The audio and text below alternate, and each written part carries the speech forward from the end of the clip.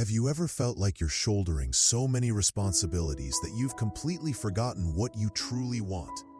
Have you ever found yourself trying relentlessly, non-stop, just to please someone else? Maybe your parents, your boss, your partner, or even the invisible expectations of society, only to realize you're slowly losing yourself in the process. If the answer is yes, even if it's just a fleeting thought, then today's video is definitely for you.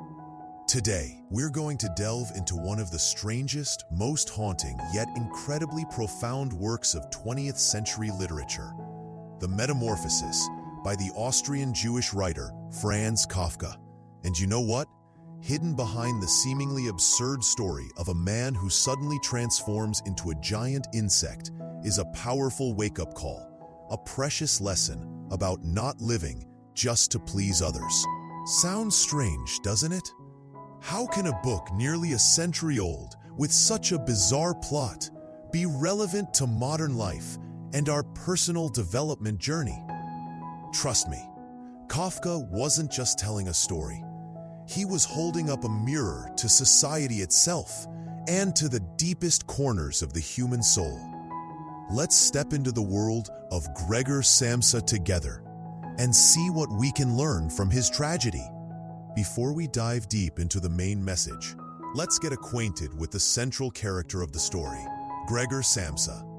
Kafka begins his masterpiece with a sentence that has become iconic, shocking, and deeply unsettling. One morning, when Gregor Samsa woke from troubled dreams, he found himself transformed in his bed into a monstrous vermin. Just try to imagine what your first reaction would be if that were you. Panic, screaming, crying for help? But no, Gregor Samsa, even in that hideous form, what was the first thing he worried about? It was that he had missed the 5 a.m. train to work. He worried about his job, about how to explain things to his boss, about the sample cases he hadn't packed yet. This detail, seemingly illogical, is actually the key to understanding Gregor's life before his transformation. Gregor was a traveling salesman. His life was a repetitive, exhausting cycle, waking up before dawn, rushing to catch trains, constantly moving, dealing with superficial business relationships, eating irregularly, and never getting enough sleep. He worked like a machine, utterly drained. Why did he have to live like this? Because he was the sole provider for his family. His father's business had failed, leaving behind a large debt. Gregor, feeling the weight of a son's responsibility, voluntarily shouldered it all. He worked tirelessly, without a single day off, for 5 years, never daring to make a mistake, all to pay off his parents' debt, to provide for the family, and to allow his younger sister, Grete, to pursue her dream of playing the violin. The entire family depended on him and admired him. He was their pride, their umbrella protecting them from sun and rain, the solid wall that shielded them. Hearing this, does this image feel familiar? Maybe it's not crippling debt, but how many of us are facing similar pressures? The pressure to succeed, to make the family proud. The pressure to earn a lot of money, to provide for children, for aging parents. The pressure to maintain a perfect image in the eyes of colleagues and friends. We throw ourselves into the work grind, sometimes forgetting even to take care of ourselves, forgetting our own true desires and dreams. Just like Gregor, we tell ourselves, I can be tired, but I can't fall. This mindset, sometimes praised as a virtue of sacrifice and responsibility, can also become a dangerous trap. It erodes us from within, turning us into machines that only operate according to orders and rules. As the writer Milan Kundera once put it, no initiative, no creativity, no freedom of action, only orders and rules. Gregor hated his job and his demanding boss. He had imagined hundreds of times yelling at his boss, "I want to quit." But then reality would pull him back. The debt, the family, the responsibility. He had to endure, to suppress it all. And then, how did this world of work, which Gregor had served with all his might, treat him when he encountered a problem? When Gregor didn't show up at the office on time, the chief clerk immediately came to his house, not to inquire about his well-being, but to check up on him and question him. And when he saw Gregor's insect form, his only reaction was horror, disgust, and immediate retreat. He didn't care why Gregor had become like that. Not a shred of sympathy, only judgment and avoidance. Gregor tried to plead, to explain his loyalty and his need for the job, but it all came out as the meaningless buzzing of an insect. This is precisely what Kafka wanted to expose: the coldness, the indifference of a society, a work environment that only values a person's utility. As long as you're useful, you're valued.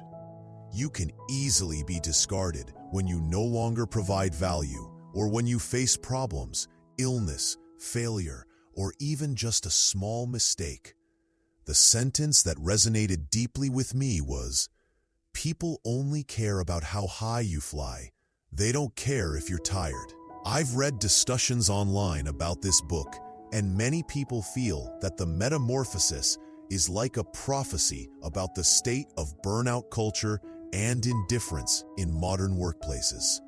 Some comments point out that Gregor turning into an insect mirrors how many people feel dehumanized, treated like cogs in a larger machine, whether it's a company or society itself. The philosopher Jiddu Krishnamurti once said, "It is no measure of health to be well-adjusted to a profoundly sick society." Gregor's attempt to cling to his job even after transforming, our own tendency to endure soul-crushing jobs just because of financial pressure, is this a healthy adjustment? Or is it a sign that we are gradually losing connection with our own needs and limits? The first lesson from Gregor's story that BookSmart Insights wants to share with you is, be clearly aware of your own worth and your own health. Work is necessary for survival, but it shouldn't be everything. Don't sacrifice your physical and mental health for a goal or a system that might very well turn its back on you when you're at your weakest. Learn to love and take care of yourself first, because, as someone wisely said, you can't pour from an empty cup. If you don't recharge yourself, what energy do you have left to contribute to caring for others sustainably? Gregor's transformation wasn't just a shock to his company, it was an earthquake for his own family, the people to whom he had dedicated his youth and energy. Let's look at their reactions. The father, initially horrified, later showed undisguised disgust. He used his cane, used the newspaper to shoo Gregor away, to drive him back into his room, as if he were a dangerous creature needing isolation. The mother, frail and sensitive, fainted from fear, constantly screaming, "Help!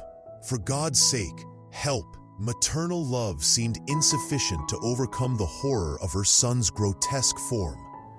The sister, Gret, who initially seemed the only one with a shred of concern, taking care of him, albeit with fear and distance, eventually changed too.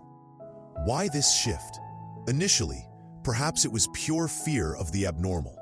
But deeper down, their greatest fear wasn't just the insect form, but the fact that Gregor, the protective pillar, had suddenly become a burden. When Gregor was working, bringing money home, he was the family's pride, their hero. Everyone lived comfortably under his provision. But when that pillar collapsed, when the income source vanished, the financial burden and daily responsibilities forced the other members to fend for themselves. The elderly father had to take a job as a bank messenger. The mother had to take on sewing work. The sister Great had to give up her violin dreams to work as a salesgirl. Their lives became harder. And Gregor, the giant helpless insect confined to his room, was not just a ghastly sight, but also a constant reminder of their lost comfort, of the burden they now had to bear. The initial care, bringing food and cleaning the room, gradually became reluctant and perfunctory. The food left for him was scraps, and his room became messy and dirty. He was completely isolated. This story exposes a painful truth about the nature of many relationships. They are often built on expectations and benefits. When you meet expectations and provide benefits, you are loved and cherished. But when you can no longer do so, those feelings can cool, even turn into annoyance and resentment. And this is exactly where we need to talk about the biggest trap many of us fall into: living to satisfy the expectations of others. From the moment we are born, we are surrounded by expectations. Parents expect us to study hard, be obedient, get a stable job, and marry someone suitable. Teachers expect high grades. Bosses expect efficiency and total dedication. Partners expect understanding, sharing, and constant availability. Friends expect us to be cheerful, sociable, and reliable. And society has its own invisible standards for success, for happiness. These expectations, in themselves, aren't entirely bad. Sometimes they provide motivation, show care, or give well wishes. But the problem arises when we make fulfilling those expectations our sole purpose in life. We try to become the version others want to see instead of the version we truly are. We fear disappointing others, fear being judged, fear not being loved. And to avoid those things, we are willing to suppress our true feelings, give up our passions, and walk the path laid out by others. Paulo Coelho in The Alchemist wrote, "There is only one thing that makes a dream impossible to achieve: the fear of failure." But perhaps there's another fear that is paralyzing: the fear of not meeting others' expectations. This fear is like an invisible chain, binding us and preventing us from daring to be ourselves. I remember a story shared on social media about a young woman who always tried to be the good daughter, excellent student in her parents' eyes. She studied the major her parents chose, took the job they deemed stable, and turned down opportunities she was truly passionate about because she feared displeasing them. One day she realized she wasn't happy at all. In others' eyes, she was living a perfect life, but felt completely empty inside. She had lived her parents' life, not her own. In Celeste Ng's novel, Everything I Never Told You, a similar message is conveyed powerfully. Tragedy strikes when parents impose their unfulfilled dreams onto their children, when children desperately try to meet those expectations and lose themselves in the process. This book, like the Metamorphosis, shows just how high the price of living for others can be. So how do we escape this expectation trap?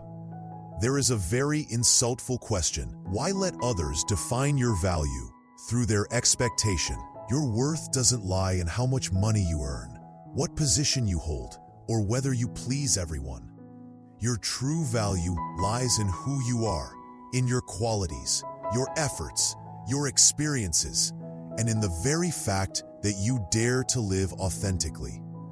The philosopher Søren Kierkegaard, a pioneer of existentialism, believed that anxiety and despair often arise when we fail to live an authentic life, when we try to dissolve ourselves into the crowd or into the roles society imposes.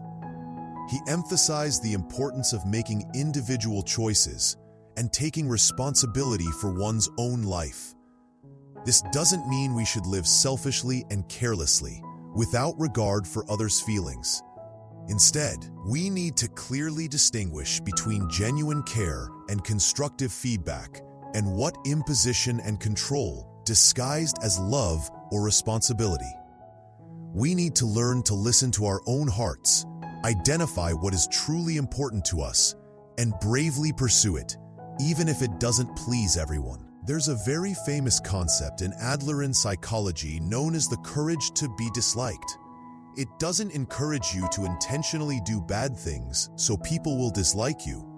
Instead, it talks about having the courage to live according to your own beliefs and values, accepting that some people will disagree and will not like you, and that's perfectly okay. True happiness doesn't come from pleasing everyone. It comes from living freely and being yourself. The second lesson BookSmart Insights wants to impart: have the courage to live your own life, not the life others expect. Learn to listen to and respect your own needs and desires. Others' expectations can be suggestions, but don't let them become commands or a prison holding you captive. You only have one life to live. Live it in such a way that when you look back, you don't regret not daring to be yourself. The shift in the attitude of Gregor's family, especially his sister Great, is one of the most heartbreaking and thought-provoking details in the Metamorphosis. Great, who initially showed some lingering affection, who brought Gregor food and cleaned his room, albeit fearfully, was ultimately the one who delivered the final verdict.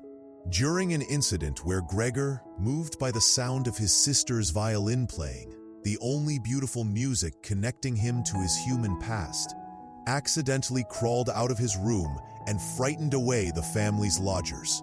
It was the last straw. Great herself declared to her parents, "We must try to get rid of it. I won't pronounce my brother's name in front of this monster. We've done everything humanly possible to care for it and to put up with it. I don't think anyone can blame us in the least." These words, coming from his dearest relative, the one Gregor had loved deeply and placed hope in, extinguished the last embers of his will to live. He quietly retreated to his room, thinking of his family with affection and accepting his fate. The next morning, the cleaning lady found him dead, shriveled up. Gregor's lonely death and the family's almost palpable sigh of relief afterward, well, thank God, deliver a cold slap to the notion of unwavering family ties, to the idea that sacrifice is always rewarded. It shows that even the most sacred relationships can become fragile and breakable when circumstances change, when convenience and comfort are threatened. Kafka warns us, never overestimate your position in any relationship, and don't build relationships solely on one-sided giving. Gregor made this mistake. He assumed his sacrifice for the family was a given, a duty requiring no reciprocation. He put his family above all else, forgetting himself. But his endless giving didn't strengthen the bonds. Instead, it inadvertently created dependency, entitlement, and ultimately contempt from the people he loved. When he could no longer give money, protection, his value in their eyes vanished too. This recalls the mention of the Westermark effect. Though the term might not be academically precise in this context, the core idea holds. When something, help, affection, rewards, is given too much, too easily, it can diminish its perceived value to the recipient, even leading to boredom or taking it for granted. Balanced, appropriate giving is necessary nourishment for a relationship, but blindly trying your utmost to be good to someone can backfire. Emily Bronte, author of Wuthering Heights, another classic about intense and destructive passions, wrote something along these lines, paraphrasing the spirit. Love yourself first. Don't give away all your love, soul, and strength as a wasted gift to those who don't need it, to those who despise you. Living in society, we need relationships. But the key is to build healthy relationships based on mutual respect, two-way sharing, and understanding.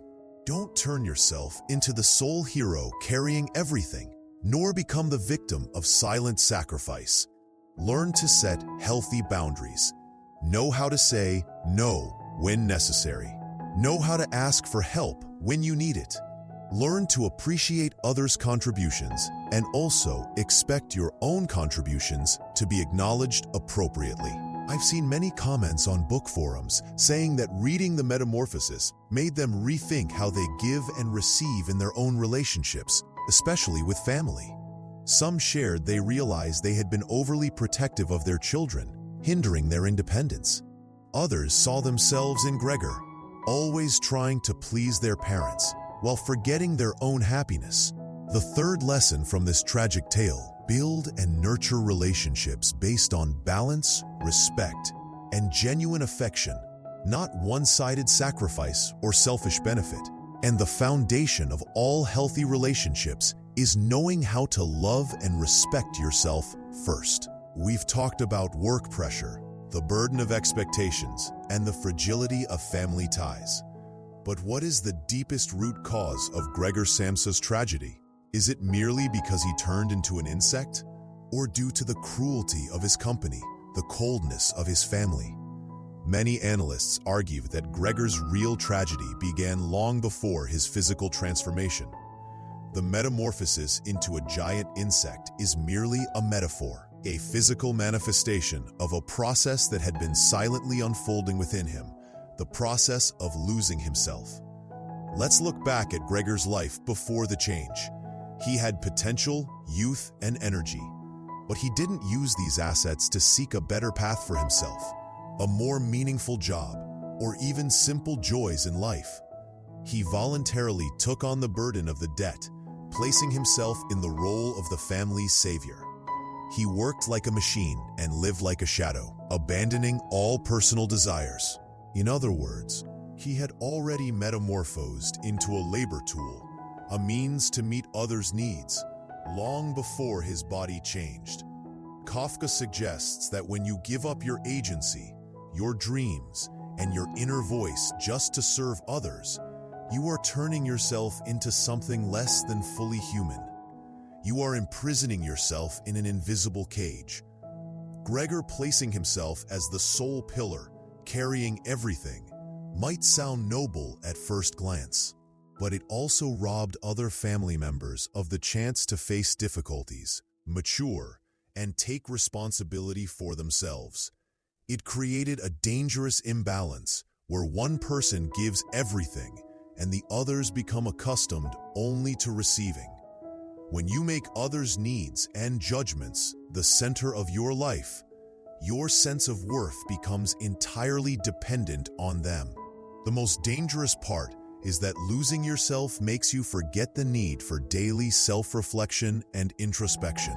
Gradually, you accept distortions and abnormalities as normal. You stop fighting back, and you become a slave in someone else's life, or a slave to the very roles you created for yourself.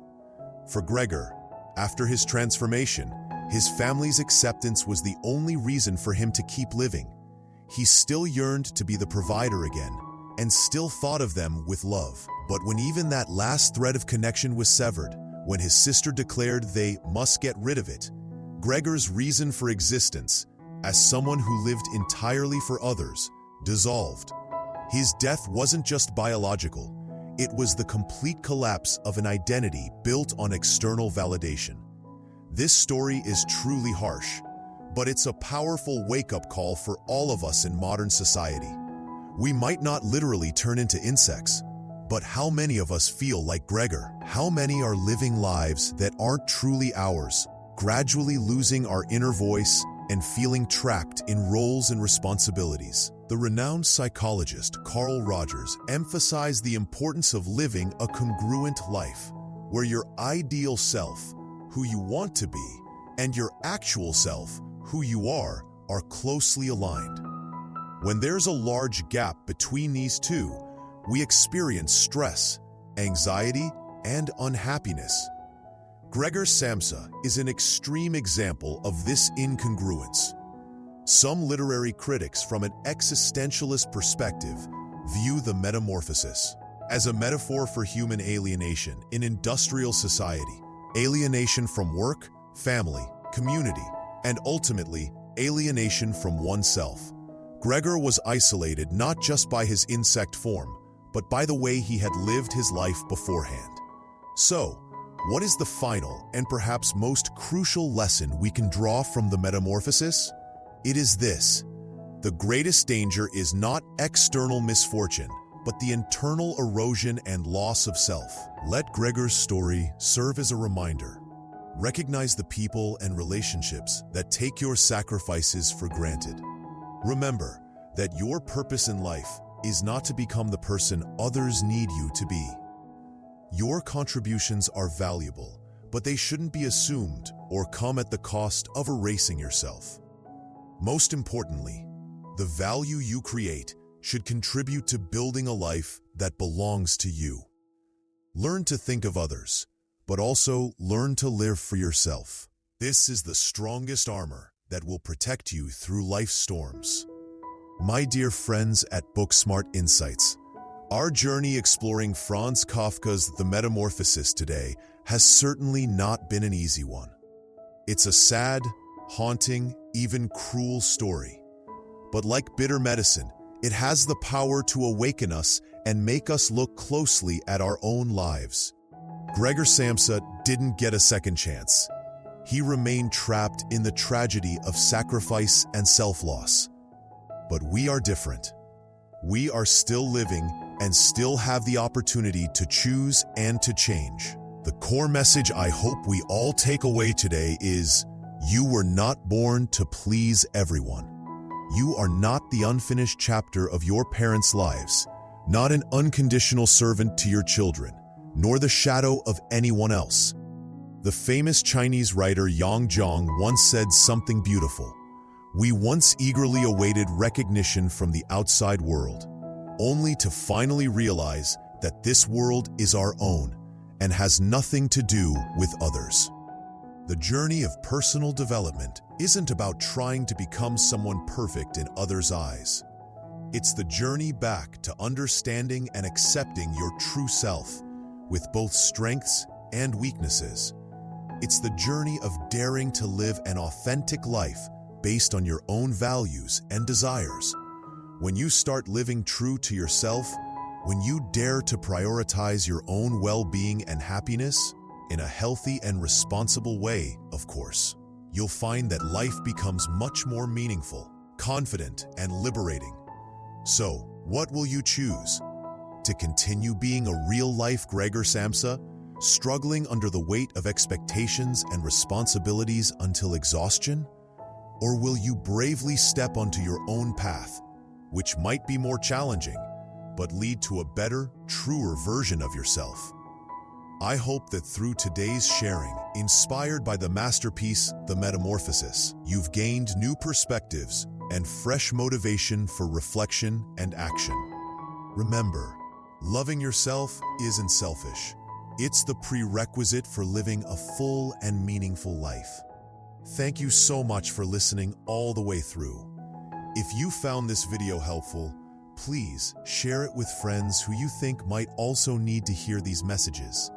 And of course, please support BookSmart Insights with a like, hit subscribe, and turn on the notification bell so you don't miss our next videos sharing personal development insights from great books.